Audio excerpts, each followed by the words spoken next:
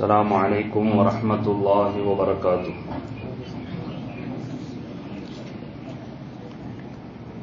الحمد لله رب العالمين،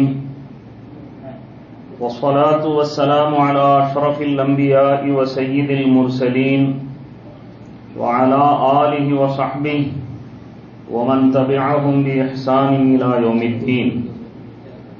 أما بعد، فقد قال الله سبحانه وتعالى في القرآن العظيم والفرقان المجيد: وَلِكُلِّ أُمَّةٍ جَعَلْنَا مَنْسَكًا لِيَذْكُرُوا اسْمَ اللَّهِ عَلَى مَا رَزَقَهُم مِّن بَهِيمَةِ الْأَنْعَامِ فَإِلَٰهُكُمْ إِلَٰهٌ وَاحِدٌ فَلَهُ أَسْلِمُوا وَبَشِّرِ الْمُخْبِتِينَ.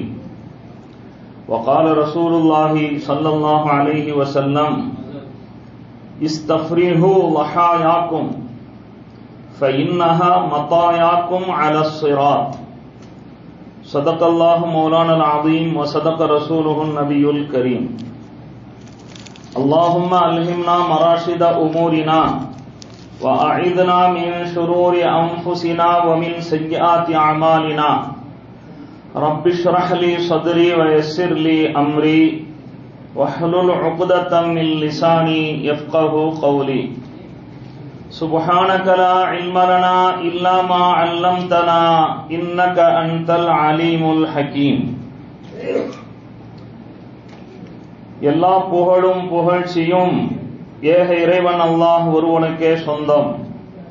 ஸலாத்தும் சலாமும் நம்பெருமானார் ரசூலுல்லாஹி ஸல்லல்லாஹு அலைஹி வஸல்லம் அன்னவர்கள் மீதும், அன்னாரின் வழிநடந்த சஹாபாக்கள், தாபிஈன்கள், தபா தாபிஈன்கள், ஷுஹதாக்கள், உலமாக்கள், நல்லவர்கள், நாதாக்கள், இங்கு கூடியிருக்கிற நம் அனைவரின் மீதும், உலகெங்கிலும் வாழுகின்ற முஸ்லிமான ஆண்கள் பெண்கள் அனைவரின் மீதும் நிறைவாக கிடைக்கட்டுமாக.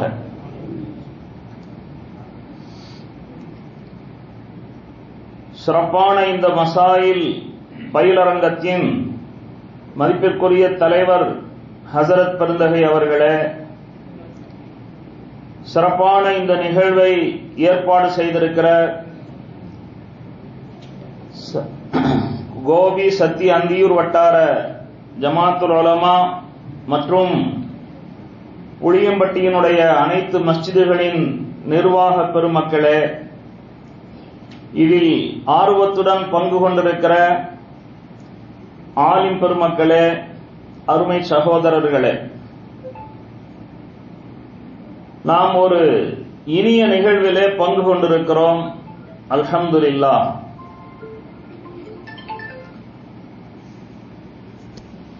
துல்ஹஜ் பிறை 10, 11, 12 ஆகிய தினங்களில் நாம் செய்கின்ற மகத்தானதொரு அமல் குர்பானி என்று சொல்கிறோம். அரபியிலே அதற்கு உலஹியா என்ற பெயரும் உண்டு.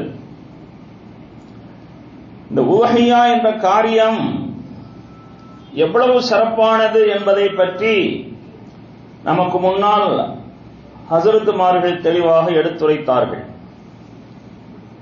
அது தொடர்பான ஒரு சிறு விளக்கத்தை, ஒரு ஆயத்துக்குரிய விளக்கத்தை சொல்லி, இந்த மசாயில் அரங்கம் எவ்வளவு முக்கியத்துவம் வாய்ந்த அரங்கம் என்பதையும் குறிப்பிட்டு கேள்விக்கு பதில் தருவதற்கு நான் தயாராகி விடுகிறேன் இன்ஷா அல்லாஹ்.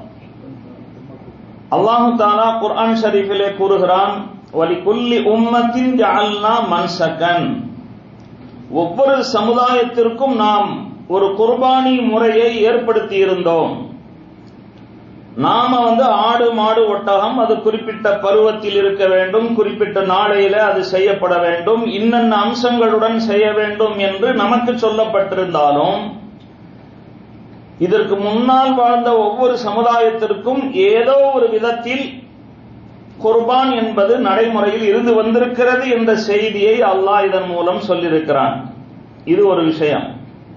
இந்த குர்பானியை மக்களின் மீது பொறுப்பாக்கி அதை செய்ய வேண்டும் என்று மார்க்கத்தில் அது முக்கியமாக கடமையாக ஆக்கப்பட்டிருப்பதனுடைய நோக்கம் என்ன என்று சொல்கிற போது, யذ்குரு ஸ்மல்லாஹி அலா மா ரஸகஹும் மின் பஹீமத்தில் அன்ஆம்.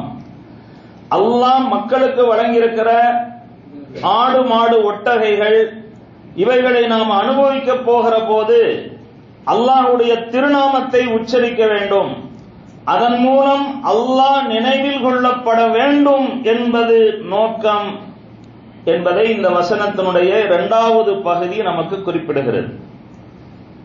இறைவன் அதிகமாக நினைவு கூறப்பட வேண்டும் என்பதற்காகவே நிறைய காரியங்களை அல்லாஹு தஆலா நடைமுறைப்படுத்தியிருக்கிறான். அந்த வகையில குர்பானி என்பதும் கூட அல்லாஹுவை நாம் நினைத்து பார்க்க வேண்டும் என்பதற்காக. சொல்லப்போனால் மார்க்கத்தில் இருக்கிற ஒவ்வொரு காரியமுமே அல்லாஹ் நினைவில் கொள்ளப்பட வேண்டும் என்பதற்காகத்தான். அகிமிஸ் ஸலாத்த லிذிக்ரி, என்னை நினைவில் கொள்ளும் பொருட்டு நீங்கள் தொழுகையை நிலைநாட்டுங்கள். தொழுவதன் மூலமாக, தொழுகைக்காக வேண்டி பாங்கு சத்தம் கேட்டாலே நமக்கு அல்லாஹ்வுடைய ஞாபகம் வருகிறது. அதனால்தான் அல்லாஹுவை ஞாபகப்படுத்தக்கூடிய வாக்கியங்கள் பாங்கிலே இடம்பெறுகிறது, இகாமத்திலே இடம்பெறுகிறது. தொழுகையின் போது, ஒவ்வொரு நிலை மாற்றத்தின் போது அல்லாஹுவை நினைவு கூறுகிறோம். ரமலான் கால நோன்பு, இறைவன் இந்த மாதத்தில் தான் எங்களுக்கு வேதத்தை இறக்கி வைத்தான், இந்த மாதத்திலே இறைவன் தான் எங்களை இப்படியெல்லாம் இருக்க சொல்கிறான். வழமையான சாப்பாட்டு நேரம் வருகிற போது சாப்பிட வேண்டும் என்ற எண்ணம் வரும், ஆனால் சாப்பிட மாட்டோம், இறைவன் இந்த நேரத்தில் இதை செய்யக்கூடாது என்று சொல்லியிருக்கிறான் என்பதற்காக அப்படின்னு நோன்புலையும் ஒவ்வொரு வினாடியிலையும் இறைவன் நினைவு கூறப்படுவதை நாம் வழக்கமாக கொண்டிருக்கிறோம். இதே போல ஜகாத் என்னும் அந்த தர்மத்தை செய்யும் போது வமிம்மா ரஸக்னாஹும் யுன்ஃபிகூன், நாம் வழங்கியவற்றிலிருந்து அவர்கள் செலவு செய்வார்கள் அப்படின்னு சொல்லி சொல்றான். வஆத்தூஹும் மின் மாலில்லாஹில் லதி ஆத்தாக்கும், அல்லாஹ் உங்களிடத்தில் கொடுத்து வைத்திருக்கிற செல்வத்திலிருந்து நீங்கள் ஏழைகளுக்கு வழங்குங்கள் என்று சொல்கிறான். அதன் மூலம் ஒவ்வொரு நேரம் தர்மம் செய்கிற போதும் இது என்னுடைய பணம், என்னுடைய காசு, நான் அவனுக்கு உதவி விட்டேன் என்ற எண்ணம் இருக்கக்கூடாது. அல்லாஹ் என்ன சொல்றான்னா, மண்டையில் கொட்டும் விதமாக இதை நான் கொடுத்தது, இறைவன் வழங்கியதிலிருந்து நான் செலவு செய்கிறேன் என்கிற எண்ணத்தில் தர்மம் செய்ய வேண்டும் என்று அறிவுறுத்துவதன் மூலம் தர்மத்தின் போதும் அல்லாஹ் நமக்கு நினைவில் வர வேண்டும். இதே போன்றுதான் ஹஜ்ஜை பற்றி சொல்ல வேண்டியதே இல்லை. ஹஜ்ஜுக்கு போகக்கூடியவங்க லப்பைக் லப்பைக் என்று சொல்லி அல்லாஹுவை நினைவு கூறும் விதமாக அங்கு செய்யக்கூடிய ஒவ்வொரு அமலிலையும் பிஸ்மில்லாஹி அல்லாஹு அக்பர் என்ற முழக்கத்தை அவர்கள் கூறுகிறார்கள். எல்லா வணக்கங்களுடைய நோக்கமுமே அல்லாஹுவை நினைவு கூறுவதாகவே இருக்கிறது. அல்லாஹுவை ஏன் நினைவு கூற வேண்டும் என்றால், மனிதன் இந்த உலகத்திலே பாவம் குறையாக செய்ய வேண்டும், பாவம் அவன் கணக்கிலே அதிகமாகி விடாமல் அல்லது பாவத்திலிருந்து முற்றிலுமாக விலகி வாழ வேண்டும் என்று சொன்னால் அதற்கு இறைவனுடைய ஞாபகம் இருக்க வேண்டும். யாராவது ஒருத்தர் சொல்ல முடியுமா, இறைவனை பற்றி நான் நினைத்துக் கொண்டு ஞாபகம் இருக்கவே தான் ஒரு பாவத்தை செய்கிறேன் என்று யாரும் சொல்ல முடியாது. அல்லாஹுவை மறக்கிற போது பாவங்கள் சர்வசாதாரணமாகிவிடும். அதற்கெல்லாம் மேலாக இந்த உலகம் அழிவை சந்திக்காமல், இந்த உலகத்திற்கு அழிவு ஏற்படாமல் பாதுகாக்கப்பட வேண்டும் என்று சொன்னால் அல்லாஹுவை பேசுபவர்கள், அல்லாஹுவை தியானம் செய்பவர்கள், அல்லாஹுவை நினைவு கூறுபவர்கள் இந்த உலகத்திலே தொடர்ந்து இருந்து வர வேண்டும். எப்பொழுது அல்லாஹுவை விக்ர் செய்பவர்கள், அல்லாஹுவை நினைத்து பார்ப்பவர்கள் அறவே இல்லாமல் போவார்களோ அப்பொழுது உலகம் அழிந்துவிடும் அப்படின்னு சொல்லி ஹதீஸ்ல வருவதை பார்க்கிறோம். அதனால அல்லாஹ் நினைவு கூறப்பட வேண்டும் என்பதும் இந்த குர்பானியினுடைய மிக முக்கியமான நோக்கமாக இருக்கிறது. அதனால்தான் குர்பானி பிராணிய அறுக்கிற சமயத்துல சொல்ல வேண்டிய வாக்கியங்கள்ல இப்படியும் ஒரு வாக்கியம் இருக்கு, அல்லாஹும்ம மின்க வலக்க, இறைவா இது உன்னிடமிருந்துதான் எனக்கு கிடைத்தது, உனக்காக வேண்டியே இது அர்ப்பணிக்கப்படுகிறது அப்படிங்கிற ஒரு வாசகம்.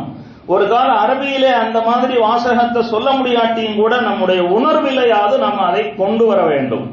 இதை நான் நிறைய காசு கொடுத்து இந்த தடவை நல்ல தரமான பிராணியை வாங்கினேன், அறுத்தேன் அப்படின்னு சொல்லி நாம நம்மளே பெருமைப்பட்டுக் கொள்ளாமல் மனதில் என்ன நினைக்க வேண்டும், இறைவா உன்னிடமிருந்தே எனக்கு கிடைத்தது, உனக்காக வேண்டிய அர்ப்பணிக்கப்படுகிறது அப்படிங்கிற அந்த இறைவனுடைய நினைவை கொண்டு வரும் அம்சம் என்பது இதுல இருக்கிறது. அதுக்கடுத்து அல்லாஹ் என்ன சொல்றானா, இலாஹுக்கும் இலாஹும் வாஹிதும் ஃபலஹு அஸ்லிமு. இந்த ஆயத்துல மட்டும் ஒரு 4 அறிவுரைகள் நம்முடைய சமூகத்துக்கு சொல்லப்பட்டிருக்கு. அதை மட்டும் சொல்லிட்டு நான் விஷயத்துக்கு வந்துடுறேன். முதலாவது விஷயம், குர்பானி என்பது இந்த முகமது நபி ஸல்லல்லாஹு அலைஹி வஸல்லம் உம்மத்துக்கு மட்டும் நடைமுறைப்படுத்தப்பட்டதல்ல. இரண்டாவது விஷயம், குர்பானியினுடைய நோக்கம் அல்லாஹ் நினைவு கூறப்படணுங்கிறது. மூன்றாவது விஷயம் என்னன்னா, நம்ம எல்லாம் அல்லாஹுக்கு அடிபணிபவர்களாக நம்மை மாற்ற வேண்டும். உங்களுடைய இறைவன் ஒரே இறைவன் தான். ஃபலஹு அஸ்லிமு, அவனுக்கு மட்டுமே கட்டுப்படுங்கள். உலமாக்கள் இருக்கிறாங்க, அவங்களுக்கு தெரியும் அஸ்லிமு லஹு என்று சொன்னால் அப்பொழுது அல்லாஹ்வுக்கு கட்டுப்படுங்கள் என்று சாதாரணமாக சொல்லிவிட்டு போவதாக அர்த்தம் வரும். ஃபலஹு அஸ்லிமுன்னு எப்ப சொல்கிறோமோ அப்போ அவனுக்கு மட்டுமே நீங்கள் கட்டுப்பட வேண்டும், அவனுக்கு மட்டுமே அடிபணிய வேண்டும். அல்லாஹ் இந்த இடத்துல ஏன் இதை சொல்றான் அப்படின்னா, நிறைய பேர் தன்னுடைய அறிவுக்கு அடிமையாக இருக்கிறாங்க. அறிவு என்ன சொல்கிறதோ அதுக்கு கட்டுப்படுவாங்க. இன்னும் சில பேர் தன்னுடைய வளமைக்கு அடிமையாக இருக்காங்க. இன்னும் சில பேர் தன்னுடைய ஆசைக்கு அடிமையாக இருக்கிறாங்க. ஆனா ஒரு முஸ்லிம் தன் ஆசைக்கு அடிமையாகவும் இருக்கக்கூடாது, தன் அறிவுக்கு அடிமையாகவும் இருக்கக்கூடாது, தன்னுடைய ஆதத்துக்கு அடிமையாக, அதாவது பழக்க வழக்கத்திற்கு அடிமையாகவும் இருக்கக்கூடாது அப்படின்னு அல்லாஹ் விரும்புறான். அதனாலதான் இஸ்லாத்துல பல கடமைகள் அறிவு ஏற்றுக்கொள்ளாது, அதனுடைய நியாயத்தை அறிவு புரிந்து கொள்ளாது. அந்த மாதிரி கட்டளைகள் கூட இஸ்லாத்துல நமக்கு இடப்பட்டிருப்பதை நாம் பார்க்கலாம். ஹஜ்ஜில ஒரு கட்டிடம், அந்த கட்டிடத்தை சுற்றி வருவது அப்படிங்கிறது பெரிய சவாபுக்குரிய விஷயமாக இருக்கிறது.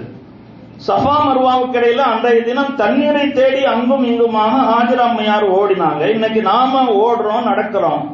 இதுக்கு அறிவுபூர்வமாக ஏதாவது காரணங்களை தேடி பார்த்தோம் என்றால் எதுவுமே சிக்காது. இப்ராஹிம் நபி அலைஹிஸ்ஸலாம் அவர்கள் அன்றைய தினம் ஷைத்தான் தன்னுடைய மகனை குர்பான் செய்வதை கெடுக்கும் விதமாக மனசிலே ஊசலாட்டத்தை போட்டான். ஷைத்தான அடித்து துரத்தும் விதமாக கல் கொண்டு எறிந்தார்கள். இன்று நாம் ஒரு பில்லர், கட்டி வைக்கப்பட்ட பில்லரிலே தான் கல்லை எறிகிறோம். இதெல்லாம் அறிவுக்கு ஏற்றுக்கொள்ளக்கூடிய விஷயமா என்றால் அறிவு உடனடியாக அதை ஏற்றுக்கொள்ளாதுதான்.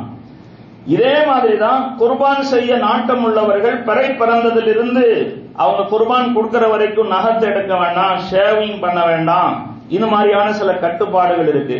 இதுக்கு நாம ஏதாவது அறிவுபூர்வமான நியாயத்தை புரிந்து கொள்ள முடியுமா? முடியாது. இங்க எல்லாம் அல்லாஹ் எதை நிலைநாட்டுகிறான் என்றால், நான் சொல்லிட்டேங்கிறதுக்காண்டி அடியான் செய்கிறானா இல்லையா, அல்லாஹ்வுக்கு மட்டும்தான் அவன் அடிபடிபவனாக இருக்கிறானா அல்லது தன் அறிவுக்கு அடிபடிபவனாக இருக்கிறானா என்று சோதித்து பார்க்கிறான். சில பேரு வார வாரம் ஷேவ் பண்ணி பழகிடுவாங்க. அவங்களுடைய பழக்கத்துக்கு ஒரு அடிமையாக இல்லாமல் இறைவன் சொல்லுகிறான், இஸ்லாம் சொல்லுகிறது என்று அவர்கள் நடந்து கொள்கிறார்களா? இது எல்லாமே நீங்க ஹஜ்ஜிலையும் அதிகமாக பார்க்கலாம். அதே மாதிரி தொழுகையில கூட பாருங்களேன், சிறப்பான தொழுகை இரு பெருநாட்களுடைய தொழுகை. எல்லா தொழுகைக்கும் பாங்கு சொல்லி தான் தொழுகை நடத்துறோம், அது வழக்கம். ஆனா அந்த வழமை அங்கே தவிர்க்கப்படுகிறது. அதுல இருந்து என்ன தெரியுதுன்னா, நாம் பழக்கத்துக்கு அடிமை அல்ல. இறைவன் என்ன சொல்கிறானோ, எந்த நேரத்தில் எப்படி செய்ய சொல்கிறானோ அதை கடைபிடிப்பவர்கள் என்பதை வெளிப்படுத்தும் ஒரு அம்சம் அது இந்த குர்பானியிலே இருக்கிறது. இன்று கூட நிறைய பேரு அறிவாளித்தனமாக பேசுகிறோம் என்று நினைத்துக் கொண்டு முஸ்லிம் சமுதாயம் குர்பான் என்ற பெயரில் பெரிய பொருளாதாரத்தை அந்த மாசத்திலே அவர்கள் செலவிடுகிறார்கள். அப்படியே அவங்க ஒரு கணக்கு போட்டு காட்டுறாங்க, இந்த காசை மட்டும் இப்படி செலவு செய்திருந்தால் அதை சாதித்திருக்கலாம், இதை சாதித்திருக்கலாம் அப்படின்னு சொல்லி சொல்றாங்க. இங்க நம்ம அறிவை வச்சு பேச வேண்டிய விஷயமே இல்ல. எவ்வளவு செலவானாலும் சரி, குர்பான் டயத்துல குர்பான் கொடுப்பது என்பது மட்டும்தான் சிறப்பானது. நபிகள் நாயகம் ஸல்லல்லாஹு அலைஹி வஸல்லம் அவங்க ஹஜ்ஜுக்கு போயிருந்த நேரத்துல அவங்க கையால மட்டும் 63 ஒட்டகங்களை குர்பான் செய்தார்கள். அந்த ரசூலுல்லாஹி ஸல்லல்லாஹு அலைஹி வஸல்லம் அவர்களுக்கு தெரியாத விஷயமா? நமக்கு தெரிந்து விட்டது. அதனால துல்ஹஜ் பிறை 10 அதுக்கு யௌமுன் நஹ்ருன்னு சொல்றோம். அன்றைய தினம் அல்லாஹுக்கு குர்பான் கொடுப்பதுங்கிறதை விட வேற எந்த அமலும் அவ்வளவு பிரியமானதாக இருப்பதில்லை. மிக பிரியமான காரியம் என்னன்னா குர்பான் கொடுக்கிறது தான். புரியும்படி சொல்ல வேண்டும் என்று சொன்னால், ஒருவர் 12,000 ரூபாய்க்கு ஒரு ஆடு வாங்கியிருக்காரு. தகுதியான குர்பான் கொடுப்பதற்கு தகுதியான ஆடு இருக்கிற வேலையிலேயே அதுதான் ரொம்ப கம்மி. ஆனாலும் அவர் குர்பான் கொடுக்க தயாராயிட்டார்.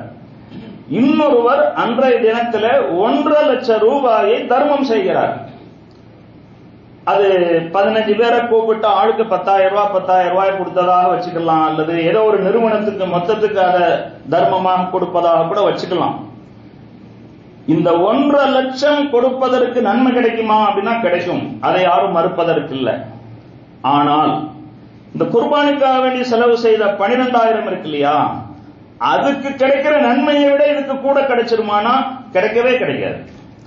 அன்றைய தினத்தில் செய்யப்படுகின்ற அமல்களில் அல்லாஹ்வுக்கு மிக விருப்பமானது எதுன்னு கேட்டா அந்த குர்பான் தான். ரசூலுல்லாஹி ஸல்லல்லாஹு அலைஹி வஸல்லம் அவங்க தெளிவா சொல்லிட்டாங்க, அதனுடைய ஒவ்வொரு ரோமத்துக்கும் ஒரு நன்மை உண்டு என்று. இப்ப அதுல எத்தனை லட்சம் ரோமம் இருக்கும் யாருக்காவது தெரியுமா? அப்ப ரசூலுல்லாஹி ஸல்லல்லாஹு அலைஹி வஸல்லம் அவர்கள் ஒன்றை நமக்கு சொல்லிவிட்டார்கள் என்றால், அல்லாஹு தஆலா நமக்கு ஒன்றை கட்டளையாக சொல்லிவிட்டான் என்று சொன்னால், அங்கே நம்முடைய அறிவோடு அதை நிறுத்து பார்க்க கூடாது.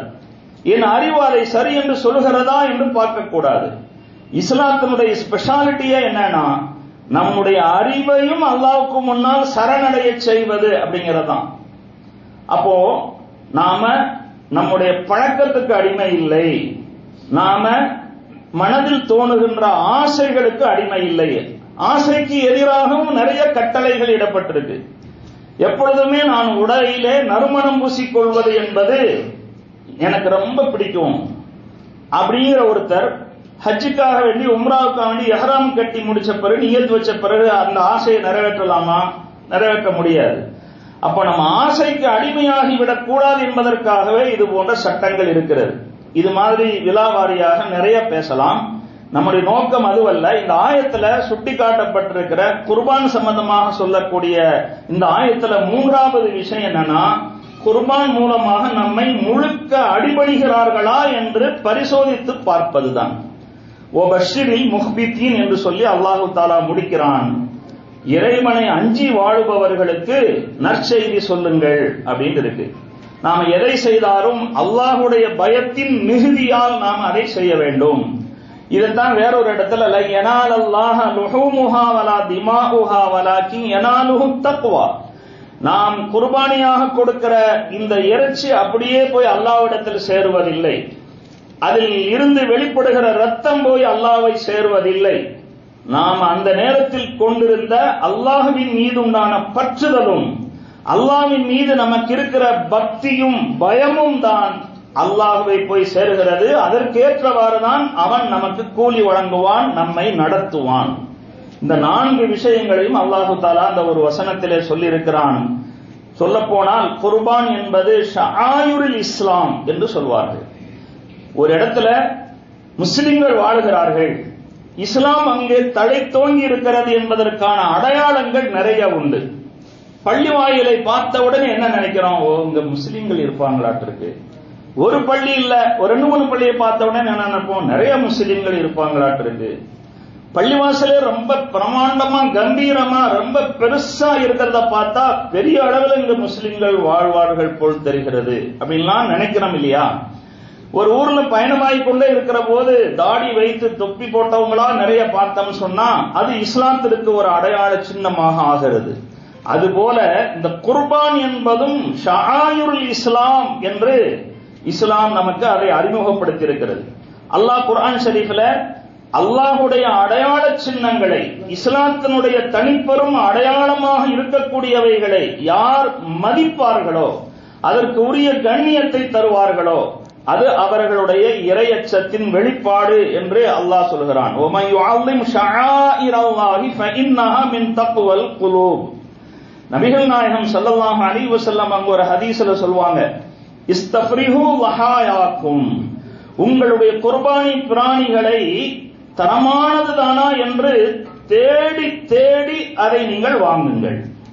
போனோம், ஏதோ அன்றைய தினமும் அறுத்து இறைச்சிக்கு சமைக்க வேண்டியது இருக்கு அப்படிங்கிற மாதிரியாக இல்லாமல், ஏனோதானோ என்று இல்லாமல், நாம் செய்ய போகிற உயர்தரமான அமல் அந்த அமலுக்கு ஏற்றதாக, சொல்லப்போனால் உயர்தரமானதாக இருக்கிறதா என்பதை நீங்கள் தேடி பார்த்து வாங்குங்கள். மத்தாயாக்கும் அலசிராத்தி, ஏனென்றால் நீங்கள் கொடுக்கின்ற குர்பானி பிராணி சிராத்துல் முஸ்தகீம் என்னும் பாலத்தில் நீங்கள் வேகமாக கடப்பதற்கு உதவுகிறது. நாம எந்த அளவுக்கு தரமான குர்பான் செய்கிறோமோ அந்த அளவுக்கு எளிதாக சிராத்து முஸ்தகீம் பாலத்தை கடக்க அல்லாஹ் உதவி செய்வான். அதைத்தான் உங்களுடைய வாகனம் என்று நபிகள் நாயகம் ஸல்லல்லாஹு அலைஹி வஸல்லம் அவர்கள் உதாரணமிட்டு குறிப்பிட்டிருக்கிறார்கள். அத்தகைய ஒரு மகத்தான அமலை செய்ய போகிற நாம் அது பற்றி தெளிவு பெற்று அதை செய்ய வேண்டும். அதில் எந்த விதமான குறையும் ஏற்படாமல் நாம் அதை நிறைவேற்ற வேண்டும் என்ற நல்ல நோக்கத்திலே ஜமாத்துல் உலமாவும் பள்ளியினுடைய நிர்வாகமும் இணைந்து இந்த நிகழ்ச்சியை ஏற்பாடு செய்திருக்கிறது. எல்லோருக்கும் எல்லா விஷயமும் தெரியும் என்று யாருமே கூறிவிட முடியாது. இந்த சபையிலே கேள்விக்கான பதிலை தருவதற்காக நான் அழைக்கப்பட்டிருக்கிறேன் என்று சொன்னால் இது எனக்கு வழங்கப்பட்டிருக்கிற ஒரு வாய்ப்பு என்று நான் கருதுகிறேன். அதற்கு இப்படி அர்த்தம் அல்ல.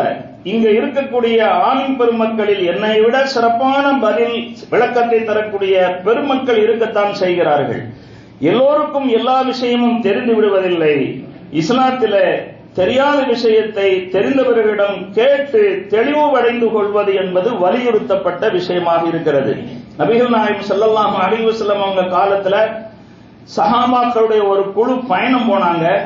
அதுல ஒரு சஹாபி அவங்களுக்கு ஒரு பாறாங்கல் உருண்டு வந்து தலையில பட்டு பெரிய காயம் ஏற்பட்டுருச்சு, ரொம்ப கடுமையான காயம். இரவு நேரத்துல அவங்க தூங்கும் போது குளிப்பு கடமையாயிடுச்சு. காலையில கடும் குளிர், தலையில பெரிய காயம். நான் தண்ணீரை பயன்படுத்தி குளிக்காமல் வேற ஏதாவது மாற்று வழி இருக்கிறதா? குளிப்பு கடமை நிறைவேற வேண்டும், ஆனால் தண்ணீரை பயன்படுத்தாமல் இருக்க வேண்டும். அதுக்கு ஏதாவது வழி இருக்குதான்னு சொல்லி கேட்டா, தயம்மும் என்ற ஒரு வழி இருக்கவே சில பேர் அது பற்றிய விவரம் இல்லாமல் ஒரு சில பேர் தயமம் செஞ்சுக்கலாங்கிறாங்க. இன்னும் சில பேர் ஒதுவுக்கு பாகரமா தான் தயமம் செய்யலாம். நீ தண்ணீரை பயன்படுத்துவதற்கு சக்தி பெற்றிருக்கிற சூழலில் நீ தண்ணீரை பயன்படுத்தி குளித்துதான் ஆக வேண்டும் என்று தவறான சட்டம் சொன்னதன் விளைவாக அந்த சஹாபி காயத்தோடு குளிர்ந்த தண்ணீரை பயன்படுத்தி குளிச்சாங்க. ஜன்னி வந்து இறந்து போயிட்டாங்க. நபிகள் நாயகம் ஸல்லல்லாஹு அலைஹி வஸல்லம் அவர்களுக்கு தகவல் தெரிஞ்ச உடனே கடுமையா கோபப்பட்டாங்க. கதல்துமூஹு, ஒரு உயிரை நீங்கள் அநியாயமாக கொன்று விட்டீர்கள் உங்களுடைய தவறான பதிலின் மூலம். இன்னமா ஷிஃபாஉல் ஐ அஸ்ஆல், அறியாமை என்னும் வியாதிக்கான அந்த சிகிச்சை நிவாரணம் என்பது கேள்வி கேட்டு தெரிந்து கொள்வதில் தான் இருக்கிறது என்று அந்த நேரத்தில் குறிப்பிட்டார்கள். இது நம்ம சமுதாயத்துக்கு சொல்லப்பட்ட ஒரு பொதுவான தகவல். நமக்கு அறியாத விஷயத்தை அறியாத சூழ்நிலையிலேயே அல்லது அரைகுறையாக அறிந்து கொண்டு செய்வது என்று இல்லாமல் நாம் சரியான முறையில் தெரிந்து அதை செய்யும் போது அல்லாஹ்விடத்திலே மகத்தான கூலியும் நற்பேர்களும் நமக்கு குறைவின்றி கிடைக்கும். அல்லாஹ் சுப்ஹானஹு வ தஆலா அத்தகைய ஒரு தரமான முறையிலே அமல் செய்வதற்கு இந்த சபையை காரணமாக்கி வைப்பானாக என்று துஆ செய்து, இப்பொழுது கேள்விகள் கேட்பார்கள். அந்த கேள்வியின் அடிப்படையில் அதற்கான பதிலும் விளக்கமும் தரப்படும். அஸ்ஸலாமு அலைக்கும் வரஹ்மத்துல்லாஹி வபரகாத்துஹு.